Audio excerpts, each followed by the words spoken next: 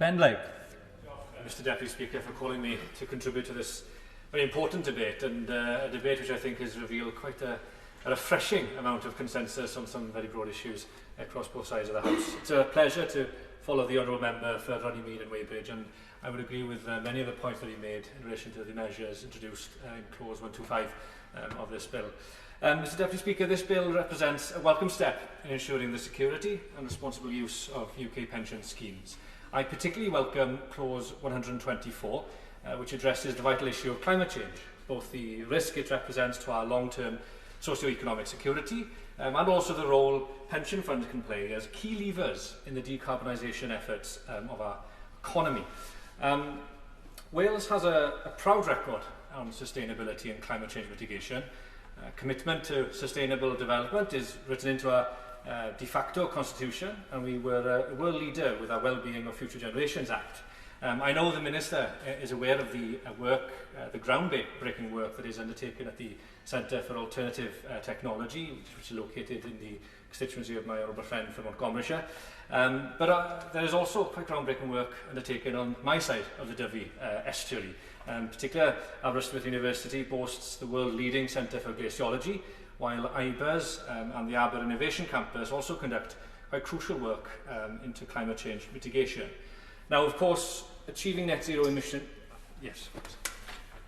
I'm grateful to the Honourable Gentleman for Mid Wales for putting on the record my knowledge of Mid Wales and support for so much of what is taking place. I would be delighted to visit with him, join with him, and visit the two institutions in his constituency and his Conservative neighbour's constituency in the due future when we're allowed to do visits in the future.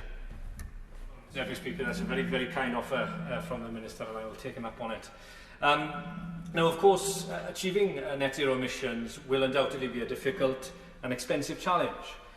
Yet, as the last few months have shown, the state, with its unrivalled ability to borrow and invest, can effect unprecedented change to our society and our economy quite rapidly when there is a desire or a need to do so. But with around £3 trillion invested in UK pension schemes, pensions also represent an equally transformative source of investment that could support our decarbonisation efforts. Now, I welcome the requirements that this bill would introduce to pension schemes in terms of requiring them to assess their exposure to climate change risk. Now, these requirements are necessary and well overdue.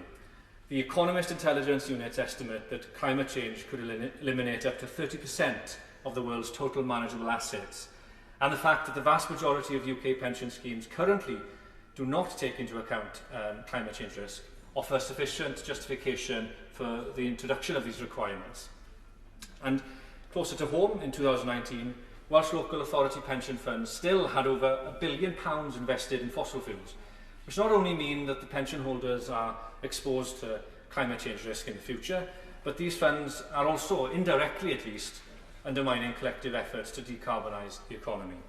So I would therefore urge the UK Government to consider how it can better work with the Welsh Government to encourage our pension wealth into realising decarbonisation and productivity improvements across the four nations of the United Kingdom. The opportunities are there. In recent years, vital projects such as the Swansea Bay Tidal Lagoon have gone unrealised, while the UK Government has proven itself unwilling to finance key aspects of our carbon transition in Wales, including improvement to the Welsh railways. Well, simply put, we have an opportunity to make pensions work better for Wales, to achieve our climate targets and meet our international commitments. So while I welcome the bill's increased powers for the pension regulator and a greater urgency on funds to consider climate change risk, I do believe this bill could go one step further. The finance sector has already taken welcome steps towards divestment, but also in advancing the ESG agenda.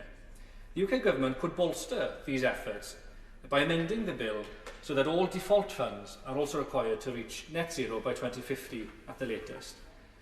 This would stimulate green investment as well as industry development, including better reporting standards and stewardship, which was mentioned by an honourable member, I think, for Amber Valley earlier on in the debate. So to close, Mr Deputy Speaker, pension funds have a pivotal role to play in our decarbonisation, from influencing companies' boardrooms to invest in a green transition, to protecting pension holders from the risk of climate change. Yet for too long, their transformative potential as investors has been underutilised in this regard. I therefore welcome this bill, and Clause 124 in particular, and hope the Government can consider strengthening it further so that pension schemes play an even greater part in achieving our vital climate change targets.